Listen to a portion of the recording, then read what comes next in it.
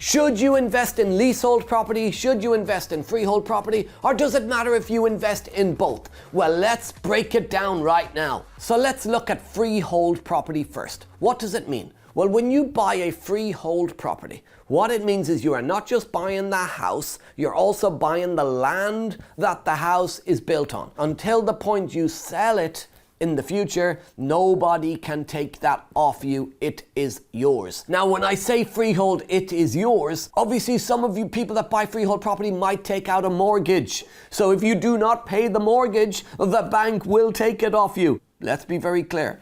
Anything you have, when a lender lends you money on it, they take what's called a first charge. And that means that if you do not keep up with the payments, they have the ultimate control. So they can repossess you, take that property, and sell it to get their money back. But that is the only way a freehold property can be taken off you. So now let's look at what a leasehold property is and what's different about leasehold over freehold. With a leasehold property, somebody else owns the freehold. Somebody else owns the ground. You sign what's called an underlease. Whatever number of years is listed on that lease, that's the period of time that you can have that property. It will eventually run out. Now, you can do what's called a lease extension, but there is a cost to that. Talk a bit more about that as well. So let's look at some of the costs of taking on a leasehold property. Number one, you have a mortgage just like a freehold. Number two, though, you have to pay service charges. So leasehold properties are typically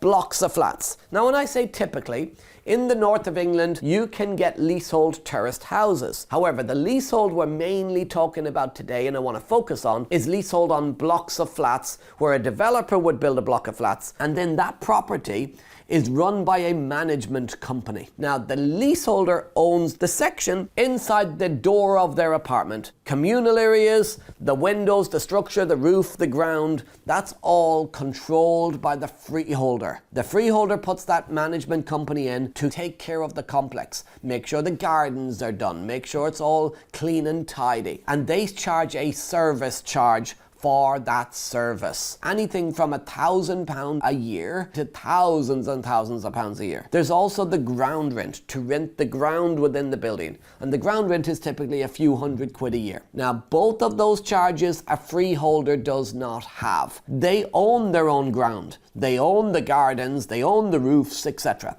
So they do their own repairs, they do their own maintenance. The service charges that you pay for is to pay for the window cleaning, the gardening, and all the work that needs to be done, any repairs to the roof. However, if that does not cover everything, let's say the lift breaks down, there's roof repairs to be done, or any cladding issues, or any problems with the building, you could be issued with notice to pay additional service charges. So when you buy a leasehold property, make sure you know what you are buying. Now, I'm not saying it's good or bad to buy leasehold over freehold. Many people can make a lot of money on leasehold properties. There's actually a really creative strategy to make money on leasehold properties where you would extend short leases.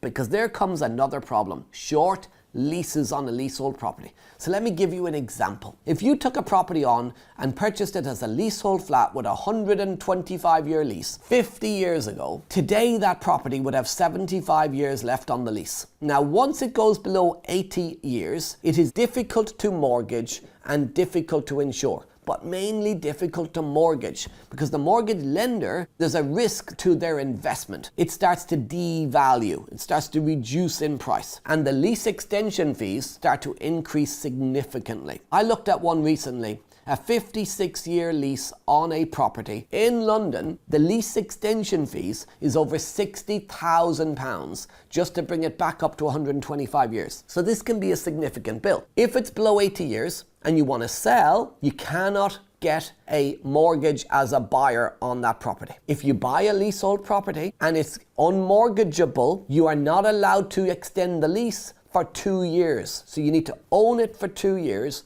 before you can pay for that lease extension fee. So what that means is a lot of people with short leases, they are forced into selling to cash buyers. The cash buyer wants to buy on the cheap, And when the cash buyer buys on the cheap, the owner of the property loses out significantly. The buyer is likely going to be an investor with cash who wants a even bigger discount. Then that investor, though, has to think about the fact that they're going to have to leave their money tied in for over 2 years before they can extend that lease. 2 further years means an even higher lease extension fee because there's less time left on that lease. Now, there is a creative way around that.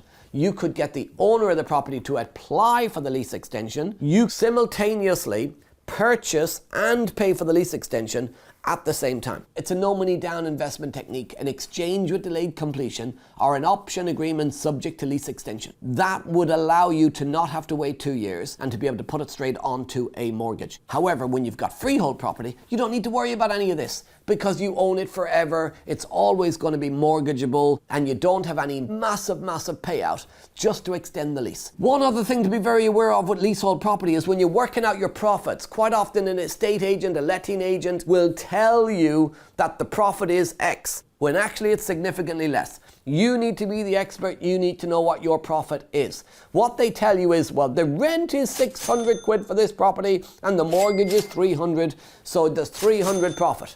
But what they've left out that you as a professional should be aware of is the service charges and ground rent. You see, if the mortgage is 300 quid and the service charges and ground rent are 150 quid, well, actually it's costing you 450 every month. The rent is 600, that makes you 150, not 300. Your profit has just been halved because you didn't think about service charges and ground rent and the risk that those service charges could go up. Since GRENFELL Tower, there was an assessment by the government on all blocks of flats over 5 stories for what's called an EWS1 certificate, a safety certificate. Many of these blocks of flats failed their safety assessment, making them unmortgageable and unsafe. And the cost of that is astronomical. I've seen a lot of people have service charges that went from £1,000 a year to around £4,000 a year just because of an EWS1 certificate problem. So there's a lot of stuff you got to think about on leasehold property.